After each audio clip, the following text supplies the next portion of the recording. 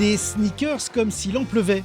Vous savez, ces chaussures de sport devenues aujourd'hui objets de luxe avec parfois de toutes petites séries que seuls quelques privilégiés sont autorisés à acquérir. Une passion pour ce jeune jocondien, sa collection occupe une pièce entière de son appartement. Cette paire-là, en tout cas, elle a une histoire du coup de 20 ans et elle est numérotée. Elle est numérotée, donc c'est une paire de chaussures qu'on pouvait obtenir qu'en tirage au sort. Et elle a été fabriquée à l'échelle de 3000 exemplaires et je possède la Mika 132. Mais comme la fierté de posséder nombre de raretés ne lui suffisait pas, il en a fait depuis 2 mois son métier. Les chaussures, c'est un outil pour marcher, mais c'est aussi un outil de mode. En tout cas, c'est un outil de tendance. Les clients peuvent mettre des prix exorbitants dans des paires de baskets. Et moi, mon but, en tout cas, à moi, c'est d'être dans un service après-vente et de proposer du coup un service de qualité pour redonner une seconde vie à tout ça.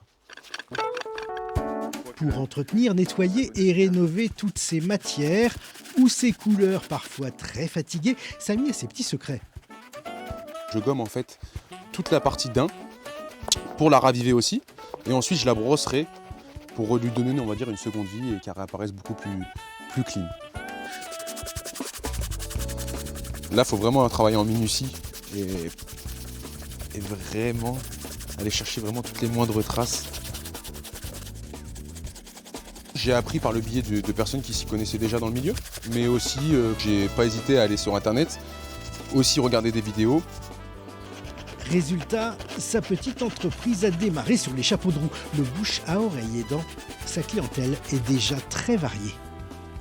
C'est principalement les sneakers addicts, on appelle ça, donc les fanatiques de sneakers principalement, qui vont aussi obtenir et avoir en tout cas de belles paires de chaussures comme qu'il peut y avoir dans mes mains.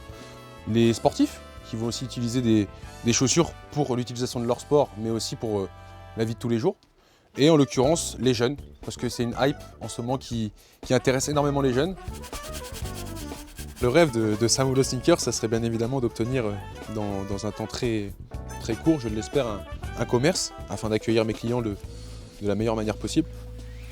Et la finalité, c'est de proposer du coup un concept qui, je l'espère, verra le jour en centre-ville, donc dans notre belle ville Tourangelle, afin de proposer un service de rénovation, de nettoyage, de customisation et de dépôt-vente de chaussures.